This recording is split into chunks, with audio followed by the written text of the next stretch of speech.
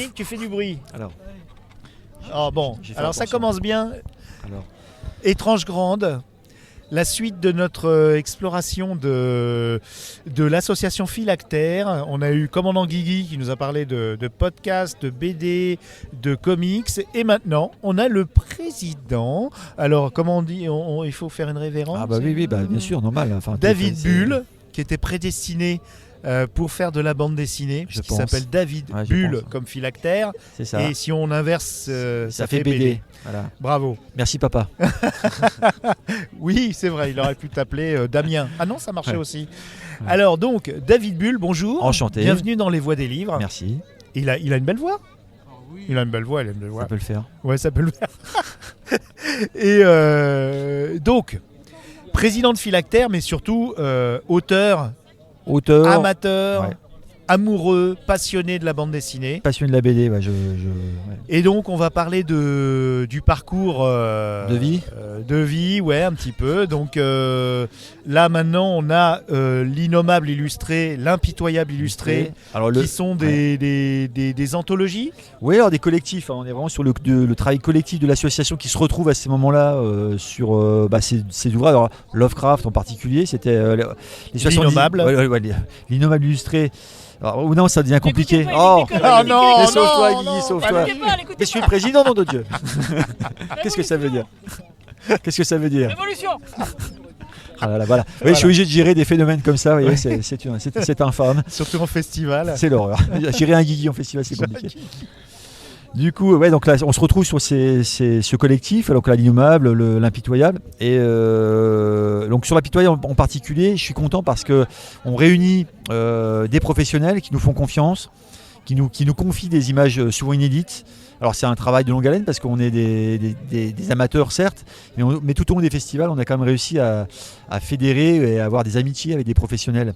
Et donc on a une vraie relation avec eux. Enfin, ça c'est quelque chose que je m'enorgueillis d'avoir fait au cours des 20 années d'existence de l'association. 20 ans, joyeux anniversaire. Merci, c'est 2023, 2023-2023. Et il y a une date précise? Là, je crois que c'était en mars, je crois. Mars, d'accord. Mars 2023. Avec un petit peu de retard, désolé. Ouais, c'est pas grave, mais voilà, comme ça du coup on est... Mais vrai que 20 ans pour une association, c'est plutôt cool. Alors, on recherche des adhérents et des jeunes. Il y en a quand même pas mal. Et justement, l'occasion de ces anthologies, l'impitoyable qui est consacrée au western. C'est ça, cette fois-ci. Plutôt que l'innommable qui était consacré à Lovecraft. Et merci pour les dédicaces parce qu'elles sont magnifiques. On fait ce qu'on peut. J'ai le cœur gros, je suis gâté. Aujourd'hui, j'ai eu des dédicaces de malade. Et donc, vous, justement, votre association, elle est faite de passionnés amateurs. Ouais. Là, vous avez fait venir des professionnels. Mais du coup, comment ça se passe un amateur? Il est content que ça se vende. Comment ça se passe les droits d'auteur? Alors, sachant que, c'est sûr que moi je précise toujours aux professionnels qui veulent participer à ce projet collectif, on ne peut pas les payer à la hauteur de ce qui devrait légitimement l'être. Un professionnel qui nous fait une couverture, c'est 400-500 balles. Même plus des fois. Tu demandes ça à Jacques de la Montagne, professionnel canadien du western, c'est pas 100 balles la couve, quoi. Et donc je le remercie encore énormément d'avoir participé à ça, de m'avoir écouté, d'avoir pris connaissance de ce projet et puis d'avoir dit oui, quoi. Vous l'avez contacté? C'est moi qui l'ai contacté, j'ai téléphoné au Canada. Alors la première fois, premier contact, 6h du matin, ça pique un peu, il dit vous pouvez me rappeler? Je dis merde, putain, je suis cramé, c'est mort. Ouais. Il a dit non, c'est bon, je vous renvoie quelque chose, et il a adhéré. Benoît Blary aussi, qui bosse à Reims, qui a fait la couverture. Ouais. Frédéric Penet sur Astérion, quelqu'un de super sympathique, qui m'avait même corrigé une planche pendant le Covid. Te dire, le mec super sympa, quoi. Donc je remercie aussi Gilles Mésomo là, qui a fait une toute nouveauté, il a fait de l'inédit, donc tous les dessins qui sont dedans sont inédits. Tout est inédit dans l'anthologie. Je suis super content. Il y a Pierre Fouillet aussi qui a bossé dedans, Thierry Martin, et j'en passe. Donc des gens qui nous font confiance, je suis content, et des jeunes sur Instagram. Donc une jeune fille les réseaux sociaux. Ouais. Les réseaux sociaux, alors je suis souvent en veille sur les réseaux sociaux. Avec Philactère? Alors moi perso plutôt, Perso, d'accord. parce que pour essayer d'aller repérer des jeunes qui veulent faire de la BD, qui savent pas comment faire, qui contacter, comment. Parce que le phénomène du webtoon qui est arrivé. Alors moi je suis moins connaisseur de tout ça, je t'avoue, Ouais. je suis pas Mais pas très. c'est un véritable phénomène, c'est un raz-de-marée. Hein. D'accord. Dans l'édition ouais, du manga, d'accord. c'est un véritable raz-de-marée. Moi je connais pas trop, moi je suis plutôt tradi, dire voilà, Bah oui. j'allais à Paris à l'époque, mes planches machin, je me faisais refouler et puis Eh oui. j'y retournais quoi. Mais Maintenant, on peut vendre, on peut toucher de l'argent, on peut voilà, grâce le à... nombre de vues sur YouTube, tout ça, moi je suis pas très au fait de tout ça, Ouais, je t'avoue. ouais, Moi, ouais, je suis plutôt à la tradi. Mais toi, Voilà. t'es quand même scout.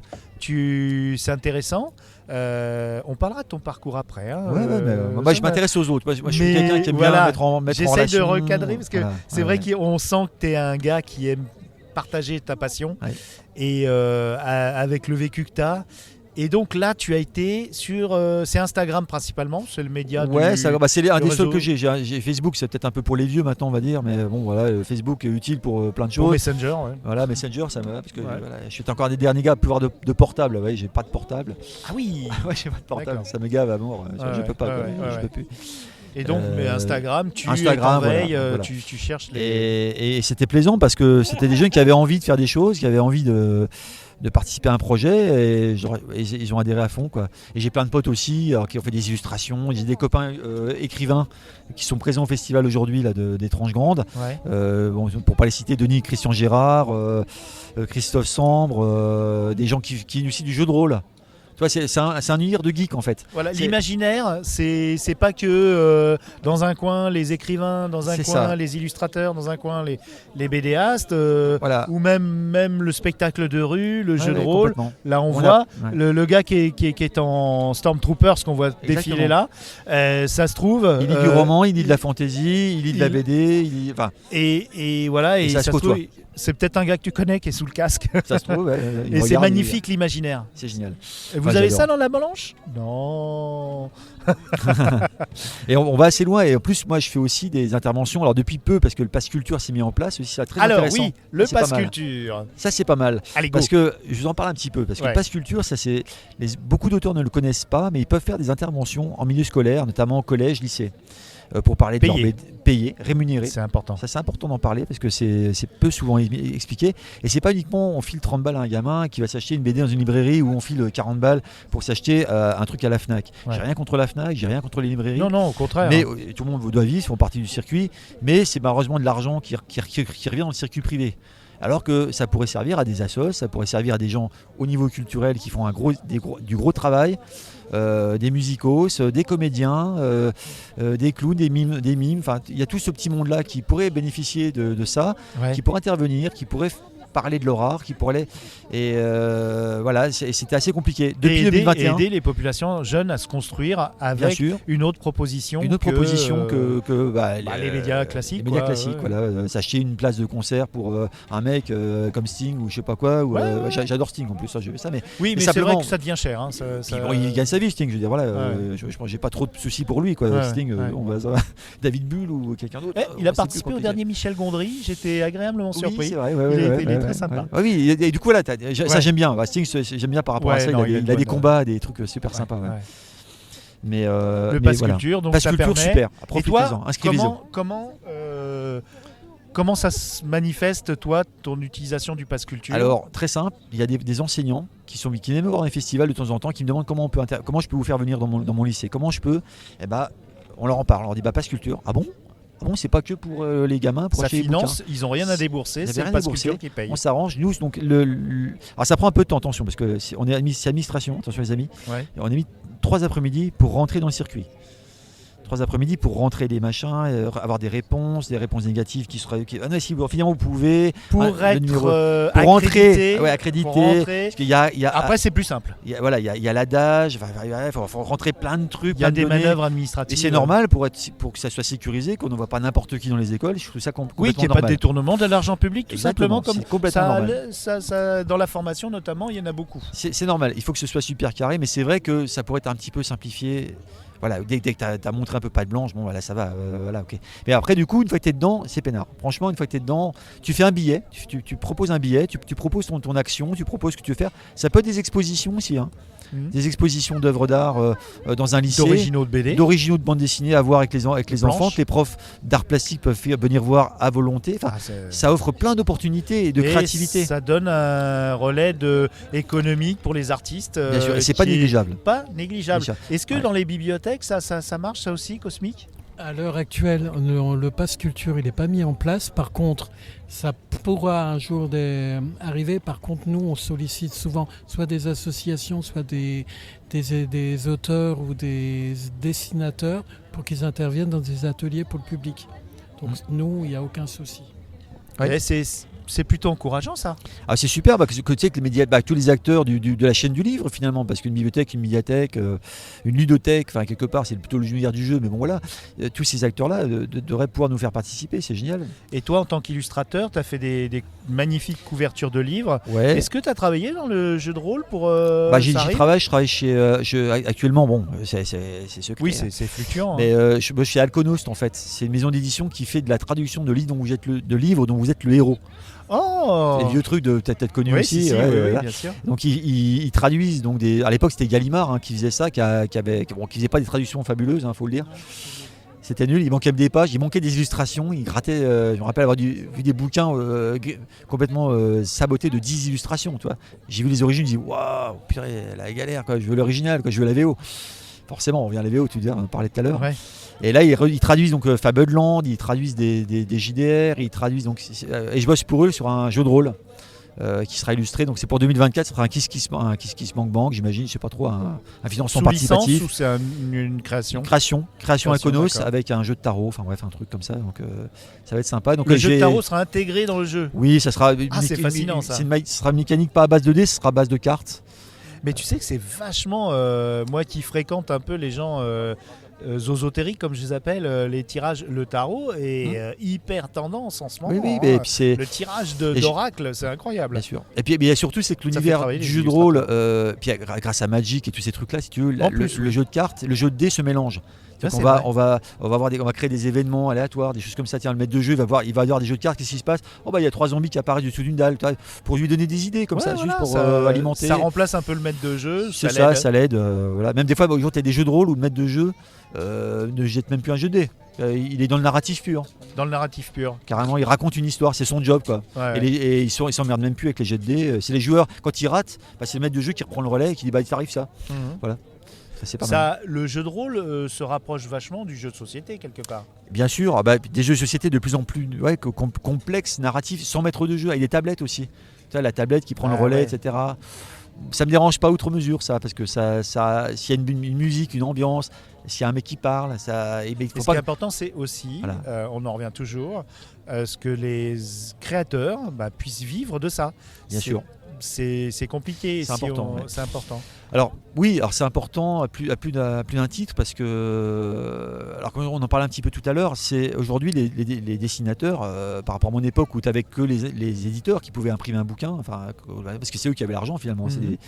Eux avaient la possibilité d'éditer. Aujourd'hui, un dessinateur qui doit refuser quelque chose peut passer par le biais d'un financement participatif auprès de son public. Parce qu'il a un public et qui lui font confiance et au bout, et il faut 4500 balles pour sortir pour 1000 exemplaires d'un bouquin. Toi. Ah ouais. À peu près, tu as 4500 balles. Par contre, les heures de travail, moi j'en ai acheté plein. Voilà.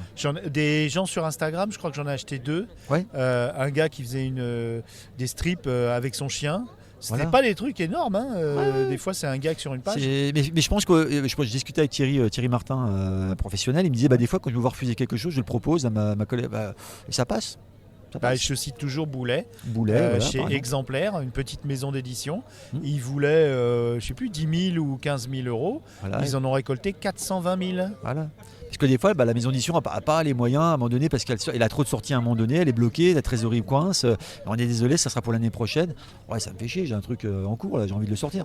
Voilà. Et du coup, vous, quand chez Philactère, je reviens à Philactère, vous avez travaillé avec du financement participatif sur certains projets ? Certains projets. On essaie de travailler avec notre trésorerie pure, parce que sur les ventes qu'on fait, on n'a pas de subvention, nous. On n'est pas subventionné, on n'a que dalle. Même pas le département ou la région à l'époque, alors ça on peut en parler, parce que maintenant que le Grand Est est arrivé, n'est-ce pas ? Le Grand Est est arrivé. Oui, on avait la possibilité, nous, région Lorraine, d'être financé à Angoulême. On y était régulièrement. On avait le stand de Lorraine qui était financé entièrement. Hein. Et on y allait les mains dans les poches. C'est-à-dire que le stand était financé. Il y avait Épinal, il y avait les petits éditeurs lorrains qui étaient invités, stand de Lorraine à Angoulême. Voilà. Quand on est passé Grand Est, ça a changé. Là, c'était plus la même. Les financements n'étaient plus possibles. Là, aujourd'hui, ça commence à rechanger un petit peu. Ils financent à 80% les déplacements, les frais, etc. Alors, c'est Interbibli. Il faut passer par Interbibli, etc. Donc, ça se remet en place. Comment tu dis Interbibli. Interbibli, il faut connaître. Hein. Ah oui, voilà. C'est un réseau comment dire d'intervenants voilà. Dans le cadre des bibliothèques et ça. Sur un cadre beaucoup plus large que la Lorraine, carrément, donc de la Champagne jusqu'à l'Alsace. Voilà, qui prend le relais, si tu veux, un petit peu de ce que faisait le Centre régional du livre. Enfin, c'est un peu ça, hein, c'est le relais. C'est le relais, en fait. Oui, voilà. alors le Centre national du livre, c'était tout ce qui devait organiser toute la chaîne du livre dans les régions. Et c'était souvent aussi très proche des directions, des DRAC. Voilà. Et les DRAC, comme ça, tout a été devenu très grand, c'est devenu très complexe. Très complexe. Pour nous. C'est ça. Donc là, le choc de simplification, on l'a pas vu venir. C'est toi, ça fait comme le Pass Culture 2021, machin, mise en place. L'Interbibli, j'avais assisté à plusieurs réunions où il y avait cette mise en place. Là, par exemple, on a fait un dossier commun pour aller à Angoulême et se faire rembourser au moins une partie des frais, 80%. Bon, c'est bien, hein, c'est déjà super. Hein. Si on arrive à se rembourser, ça sera génial. Il faut que ça passe. Mais on est obligé de faire des choses un peu en commun. Tu vois, des petites maisons d'édition associatives ou des petites maisons d'édition qui se mettent en commun pour faire la demande auprès d'Interbibli, etc., pour avoir le retour. Ouais. Donc c'est plutôt cool, ça bouge, quoi. On voit comme ça bouge. Voilà, grosso modo. Donc du coup, oui, là, vous êtes obligé de... Et alors, cette communauté, vous l'avez agrégée comment par la qualité de vos produits passés, ça fait 20 ans, ou c'est des gens fidèles, ou il y a eu les réseaux sociaux? Alors il y a tout, il y a tout ça, tout ce que tu parles. Parce que vous n'avez pas de web machin Non, on n'est pas très actif. Enfin, c'est vrai que la com, ça reste toujours ça reste toujours très compliqué pour les associations. Parce que bon, il y a l'outil productif. Je sais pas d'outil productif, mais. Oh là mon Dieu. Non mais, on a la créa, on a le matos si tu veux, et souvent ce qui va pêcher, c'est la com. Ouais. Parce qu'on n'est pas bon là-dessus, on est même mauvais, quoi. On est bon en trésorerie, il n'y a pas de souci, on paye les droits d'auteur, ça marche, mais on paye même des bons droits d'auteur par rapport à des maisons d'édition où tu es à 10% et 12% pour les vedettes. Puis il y a des valeurs aussi derrière tout ça. Voilà, il y a ça, et puis souvent même dans les maisons d'édition, il y a des locomotives, hein, faut pas se leurrer, hein. Tu as les grosses locaux et tu as les tout petits qui démarrent, qui feront un album, 2 albums et qui seront giclés au bout si ça marche pas au bout du deuxième, toi. Donc tu as ça aussi, donc il faut pas se leurrer, voilà. Mais nous, par rapport à ça, on paye des bons droits d'auteur. Ça, c'est vraiment la volonté de l'association. D'accord, on n'a pas la diffusion nationale, on n'a pas de réseau de diffusion. Il y a le local de temps en temps qui joue un peu le jeu avec nous à Nancy, quelques librairies qui nous invitent, que je remercie aussi d'ailleurs, Plus Belle les Bulles à Nancy. Plus Belle les Bulles, qui fait vraiment souvent l'effort de nous inviter en dédicace, gratos.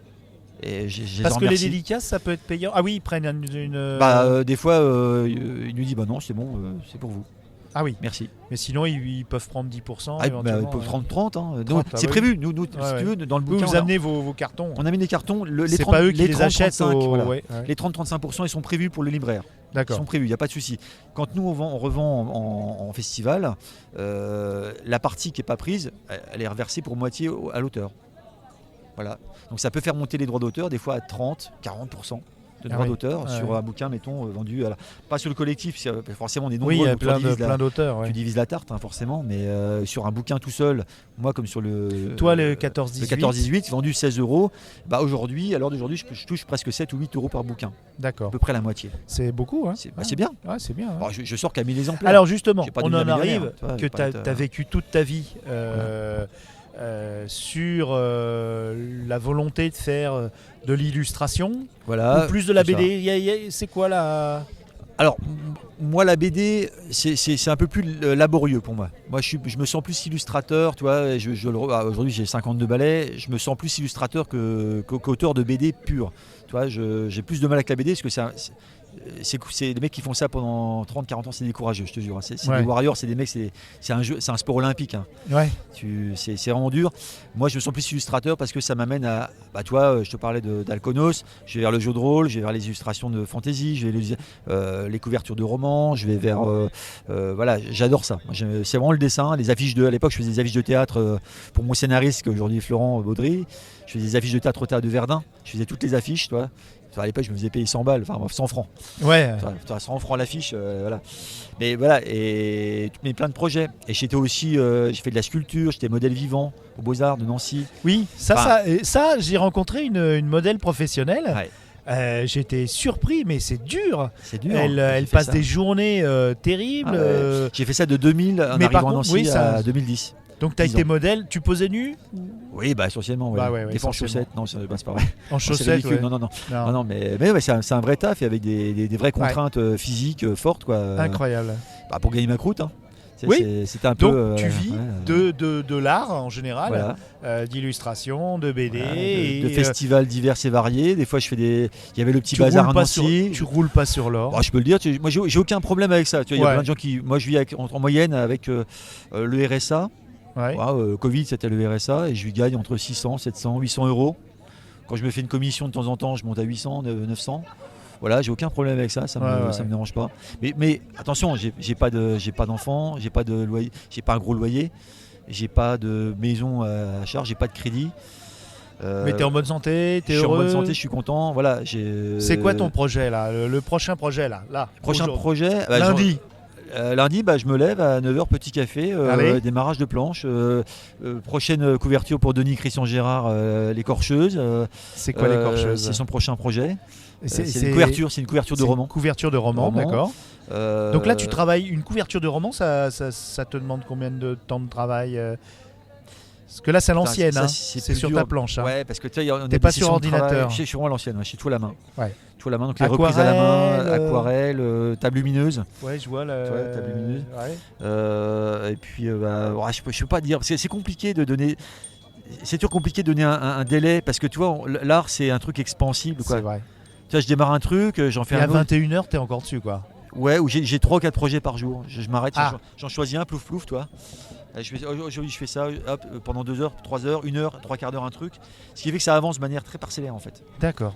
Tu vois, on n'est jamais C'est sur la un vie projet. d'artiste, quoi. C'est ça. Je sors, je bois un café. Et t'as tout le temps le carnet de commandes est plein?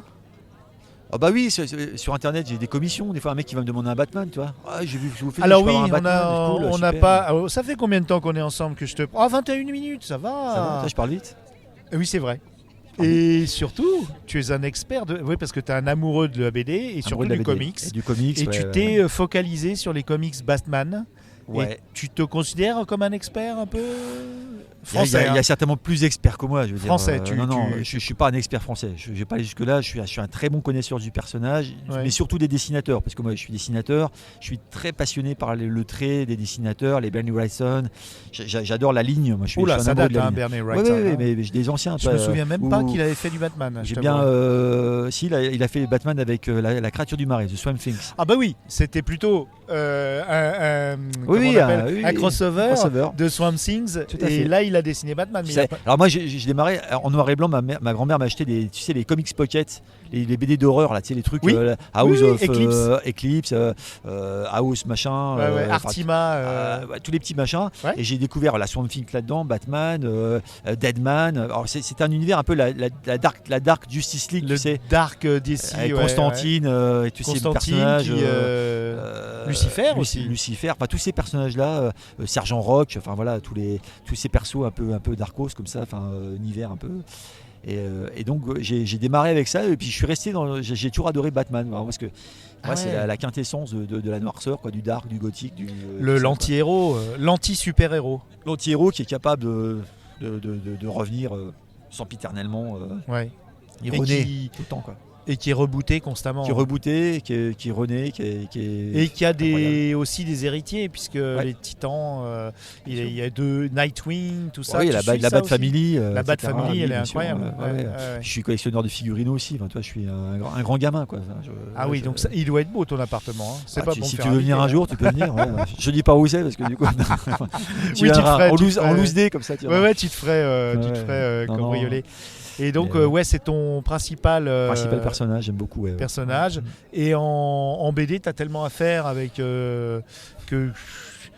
C'est quoi ton dernier coup de cœur de BD entre guillemets franco-belge? On a parlé d'Undertaker, mais. Undertaker, j'adore. Ralph Meyer, super. On a un des potes de l'association qui est pote avec Ralph Meyer à Barcelone. C'est d'ailleurs, je crois qu'il a réparé son ordi. C'est marrant. Oui. Là, c'est l'homme qui a vu l'homme, attention. J'ai vu. Non, mais c'est un peu ça. Mais j'ai demandé à mon pote, tu peux pas lui avoir une petite interview ou quelque chose, ou un petit crowbar inédit, n'importe quoi. Il a pas. Ils sont intouchables déjà, ces gens-là? Ils sont tellement sollicités, tu vois. Eux, moi, quand je te dis, je bosse de 9h à 18h, 19h, c'est des bêtes de guerre. Hein. Ah ouais. On est sur donc la série Undertaker qui est déjà 5 épisodes, je crois que le 6e va. Le 6e est déjà. Oui, c'est des arcs de 3 albums. Mais je crois, c'est ça, c'est le 6e. Ouais. Mais c'est magnifique, Undertaker. C'est superbe, c'est vraiment la claque. Digne descendant BD western. On a envie d'en voir des comme ça plus souvent. Ouais. Ah ouais. Ah bah non, pas trop parce que. Oui, le budget, on suivrait pas, mais je suis d'accord. Et une autre, parce que ça c'est moi qui l'ai conseillé. Ouais. Une autre BD, il y en a tellement. Tu vas en médiathèque quand même pour éviter le but, pour avoir un budget? Alors j'ai alterné, j'essaie de servir des librairies en achetant de temps en temps, mais je fais beaucoup de bouquinerie, j'avoue quand même. Je suis très bouquiniste, j'achète de l'occasion parce que et je complète des collections anciennes. Là récemment, j'ai relu Percevant, de Philippe Lugui, que j'ai eu au téléphone il n'y a pas trop longtemps pour participer peut-être au prochain collectif. Ah, t'es tout le temps au taquet, tu t'appelles les gens. Ah bah j'hésite donc, pas moi. T'as pas de phobie du rejet? Moi j'ai une phobie du rejet. Pas grave. Moi on me dit oui, on me dit non. Ouais. Ok, ça marche. Okay. Pas de souci. Et quand tu dis, tu as une certaine légitimité avec une association qui a 20 ans, qui a un passif. Et puis quand tu commences à parler d'un bouquin où tu dis l'impitoyable, il y a une couverture de Benoît Blary. Ah bon? Ouais, ça interroge, ça intrigue. Ouais. Du coup, le mec il disait je vais peut-être m'intéresser à lui quand même. Il a peut-être pas 2-3 trucs à me dire, sympa. Bon, du coup, puis, comme je suis dessinateur, je connais un peu les codes. Enfin, je sais comment parler un dessinateur, ça parle à un dessinateur. Ça a des codes un peu particuliers. C'est très détendu. Bon, voilà. Tu parles de 2-3 dessinateurs que tu aimes bien, ça passe. Et là, au pôle ludique de jeux de rôle, il y a des choses que tu as faites? Que j'ai fait que tu aurais illustré ou en termes de boîte de jeux, de choses comme ça. Non, je passe pas en boîte. Par contre, on a mon scénariste qui bosse chez Yellow. Ah oui, d'accord. Bosse chez Yellow, une boîte de jeux, etc. Donc on est. Toi, c'est pas la boîte de jeux, alors c'est plus. Moi, je suis dans la conception graphique vraiment, toi, dans les trucs. Là, en bossant chez Alcono, c'est vraiment des illustrations de ce que tu as pu voir dans les livres dont vous êtes le héros, en noir et blanc, old school, vintage, ce qu'ils appellent de l'OSR. C'est Old School Revival. C'est les vieux dessins que tu avais, Ross Nicholson, Ian McCaig, toute cette génération de super dessinateurs, magnifiques. Aujourd'hui, tu as des jeux de rôle qui ressortent avec des dessins qu'on dirait, entre guillemets, et je dis des gros guillemets pourris, mais c'est pas pourri. C'est un genre graphique qui se veut un peu naïf, mais d'une richesse, d'une fioriture, d'une emphase, c'est empoulé, c'est riche, c'est surchargé, mais c'est généreux. Tu vois, c'est généreux en dessin. Et ça, c'est dans les livres. Dans les nouveaux jeux de rôle aujourd'hui, en noir et blanc, il y a une richesse, c'est incroyable. Quasiment toutes les pages sont décorées. Enfin, c'est des enluminures, quoi. Oui, les livres de jeux de rôle, ça fait longtemps que c'est même devenu des collecteurs. Moi, je vois Empire Galactique par Manchou. Il y a eu 2 tomes. C'est magnifique. J'ai des cousins qui les ont. C'est des collectifs. C'est des encyclopédies magnifiques. Même quand on veut pas jouer, on a le. C'est du world building extraordinaire. C'est ça. Après, on se fait nos histoires. Bien sûr. Complètement. Et toi, tu travailles là-dedans, tu as un world builder quelque part. Ouais, parce que là, pour le jeu de rôle, du coup, je suis vraiment concepteur de plein de personnages. Tu participes oui, je suis au Cara Design, vraiment, carrément. Quand il y a des monstres à créer ou des choses comme ça. Tu fais des mechas, non? Tu fais pas? Alors, j'avoue que je suis un peu moins méca. Alors, pour l'armure de VHB, je me suis bien fait mal pour créer parmi les designs, Vampire Hunter Brigades. Les chasseurs de vampires. Dont nous a parlé Guigui. Ça, c'est la série à laquelle je suis co-créateur avec Florent Baudry, le Corse, de son surnom. Donc une série de science-fiction qui se passe à la Nouvelle-Orléans. Les 2050. Alors 2053, bon, c'est presque plus de la science-fiction maintenant parce que c'est demain. C'est demain. Mais dans les années 30, des créatures sont ressurgies de la nuit. Donc il y a tout, hein, les vampires, loups-garous, spectres, sorciers, et qui viennent foutre le bordel dans l'humanité, etc. Ouais, j'avais une série sur MTV qui s'appelait Death Valley. Et c'était justement le quotidien d'un commissariat de police américain. Avec des zombies. Et il y a des zombies, il y a des vampires, il y a tout, et c'était assez comique. Il y a eu 2 petites mini-saisons, et c'était excellent. Alors Flo, moi je l'ai connu, alors je vais dire la série, entre guillemets, officielle, parce que moi j'ai designé les tout premiers trucs dans les années 90. Oh là. On était tous les deux dans ma chambre, Buffy, on rappelle. Et je dessinais déjà les premières armures de VHB. De VHB, d'accord. Et ça sort uniquement en 2000 et quelques. Oui, ça vient jamais de nulle part. Donc il avait déjà ce truc-là. Et c'est très inspiré d'ailleurs des Flo, ne s'en déduit pas d'ailleurs, hein, c'est inspiré de l'univers de Cthulhu. Mais dans une version futuriste. Tu vois, il a démarré par le jeu de rôle. Il prenait des notes de son univers, il l'a transposé pour partie, enfin bref, et il y a des personnages dedans qui sont des joueurs de jeu de rôle avec qui il était, tu vois. D'accord. Donc rien ne vient de Oui, rien. le jeu de rôle est important dans la conception de romans, de BD. Tout à fait, ouais. Denis, qui est à côté de moi, qui est mon voisin, sur les chroniques de Rouge Terre, c'est joueur de jeu de rôle. Ou genre de jeu de société, toi. Mais moi je suis rôliste. Auteur de romans. Grand rôliste, j'ai fait du Templement élémentaire de Gary Gygax, enfin tu vois les trucs comme ça. Donc, si des Tolkien, comme dit Anne Besson, parce qu'elle a l'allemande, ou des gens comme même Brunner et Gibson, ou même c'est parce qu'il y a eu du jeu de rôle, il y a eu Cyberpunk 2077, il y a eu l'appel de Cthulhu. Si Lovecraft est aussi célèbre que maintenant, c'est pas grâce aux couvertures affreuses d'un pourtant talentueux, c'est Simonet. Non, Lovecraft c'était Simonet, je crois. Il y a eu du Drouillet aussi qui a fait un peu de. Enfin, non, qui a fait un peu. Pas beaucoup, sur Lovecraft. Elric, c'est plutôt sur Elric, je crois, comme ça. Le nécromancien. Mais si ces gens-là sont passés à la postérité, c'est grâce au jeu de rôle. Oui, bien sûr. Ça, on le dit pas assez. Tu as des couvertures de Bloodlust de Frazetta. Enfin, tu vois, moi, j'ai des super souvenirs. Croc, qui invente Bloodlust, c'est des couvertures de Frazetta magnifiques. J'ai le Tachen de Frazetta. Ah bah j'en ai pas qu'un, je peux t'assurer. Et puis j'en ai aussi des beaux gros collectors. Il fait 10 kilos. Là, je peux te dire que là, ne venez pas chez moi. Et moi j'ai vu un original de Frazetta à Verdun, à mes potes Nicolas Bournet. Oui, je me souviens, oui. Nicolas Bournet qui avait un original au crayon de papier de Frazetta. Qui vaut 3 millions. Il a dû le revendre, mais il regrette un peu aujourd'hui. Ouais. Un crayonné magnifique, quoi. Je l'ai eu dans les mains, j'ai dit putain la vache. Alors Frazetta, qui est un exemple, tu vois, qui rejoint ton expérience, où il faisait de la BD, il faisait du Vampirella. Il a fait l'Indien blanc. Il a fait des trucs vraiment très mineurs aussi. Il n'a pas fait que du Conan. Et Frazetta, il a vu que l'illustration rapportait plus. Mais bien sûr. Et c'est un New-Yorkais, il cherche pas un Américain. Beaucoup de dessinateurs, tu sais, ça vient des artistes covers. C'est en fait aujourd'hui, t'as ton Pacheco par exemple, le beau vieux, c'est un des dessinateurs que j'aimais beaucoup, qui est mort malheureusement aujourd'hui, il y a peu de temps, alors il y a moins d'un an et demi. Qui avait fait Carlos Pacheco, qui était sur Avenger Forever, qui faisait des magnifiques couvertures, donc il avait ancré, c'était un encreur de Pérez. Alors Xavier Fournier pour en parler beaucoup mieux que moi, un ami Xavier, mais Carlos Pacheco, je trouve qu'il avait ce talent. Il y avait du Buscema dans Pacheco. Alors lequel? Parce qu'il y a le Big John, quoi. Ouais, il y a John et il y a Sal. Big John. Voilà. Et aujourd'hui, par exemple, moi je vois pas pourquoi. Alors il y en a qui vont camper, mais je m'en fous.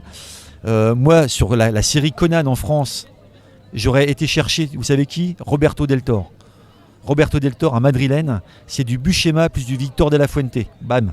Alors vous mélangez les deux, ça vous fait un tueur. Les Espagnols et les Italiens, mais les Espagnols c'était la grande époque. Moi j'aurais eu les ronds. Ce mec, je l'attribuais. Mais c'est pas fini parce que tu as vu, ils ressortent des albums de Conan basés sur des nouvelles de Howard, que d'ailleurs j'ai acheté, mais il faudra que je lise, et des nouvelles pas très connues. Et ils ont pris à chaque fois des dessinateurs. Moi, tu me laisserais le choix. Je prendrais Essad Ribic, déjà, de base. Bim. Essad Ribic, il me ferait tout Conan. Il a fait une super BD qui s'appelle Exodus, magnifique. BD sans texte. C'est dans King Conan. Ah, d'accord. Superbe. J'aurais pris Roberto Del Toro, mais des pointures, quoi. Et je trouve que Conan, là, chez Glénat. Non, c'est quoi Tu sais, les 13 bouquins ou 14 bouquins là, Oui, qui sont ils sortis. sont déjà. Bon, il n'y en a que 4 qui me valent le coup. Il y a... Ouais, mais quel 4 si, hein. Bah, celui-là, c'est La fille du gel. Je peux te les citer, hein, comme ça tu feras des économies. Tu vois, Non, mais moi j'avais acheté celui dans le désert où il était perdu avec une esclave, avec justement très Lovecraft. Ouais. Avec une entité. Alors moi, je dans suis une peut-être cité un peu perdue. violent parce que je suis dessinateur et que Oui, t'es violent, hein. parce que Tu me fais moi, peur. une BD, c'est le dessinateur. Ah ouais. Moi, ça me dérange pas que le Dans scénario soit pourri. Undertaker, il y a quand même des dialogues incroyables, Oui. un scénario Mais, incroyable. Il n'y a pas que le dessinateur. ça vaut. La première accroche, c'est une couverture. La Oui, seconde accroche, c'est c'est vrai. ce qu'il y a dedans. Oui, mais alors la déception quand l'histoire est pourrie. Ah oui, voilà. Bien sûr, mais moi, je me contente du dessin. Je regarde des fois, rien que les bouquins, même pour le plaisir Bon, c'est le plaisir des yeux. si c'est tu ton veux, voilà. kink, ouais. C'est mon ouais. kink, ouais, c'est vraiment ça.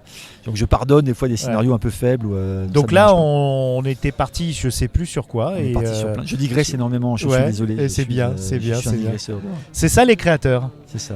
Et est-ce qu'il y a une question que je ne t'ai pas posée? C'est une tradition dans C'est une question, les voix des livres. une question que tu m'aurais pas posée. C'est pour la prochaine du coup. Pour la prochaine fois on se reverra. Eh ben je sais pas. Le prochain projet qu'on a. Si, je t'ai demandé. Ah, tu m'as dit avant la poser. Eh ouais. J'en ai un peu Lundi, qu'est-ce parlé. que tu faisais? Tu nous as dit une J'étais illustration. sur, Et que tu faisais 3 projets en même temps. 3 projets en même temps, quasi. Bah non, je Bah, sais pas écoute, trop, j'avoue. On va se quitter là-dessus. C'est pas mal. C'est pas mal. Il y On du a fait contenu. combien, dis donc? 35 minutes, dis donc, tu parles vite, hein, parce que c'est dense. C'est dense, c'est riche. Voilà. Merci beaucoup. Bah, je t'en prie, merci à vous. Et Philactère, on retrouve sur internet, on peut Ouais, vous commander sur... philactère-bd.fr. On a un site Facebook. Vous après, expédiez?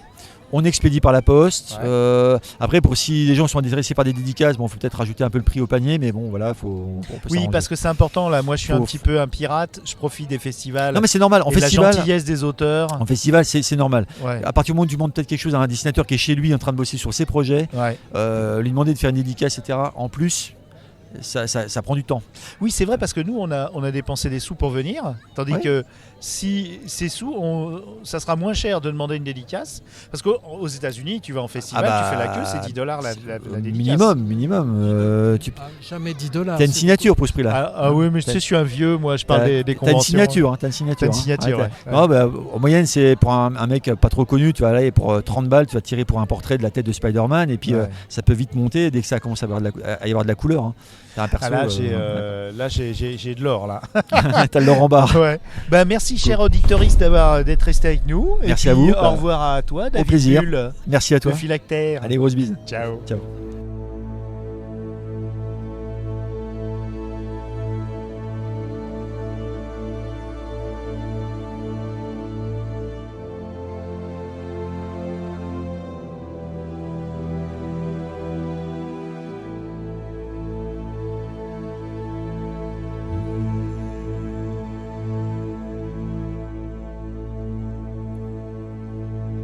Where now the horse and the rider?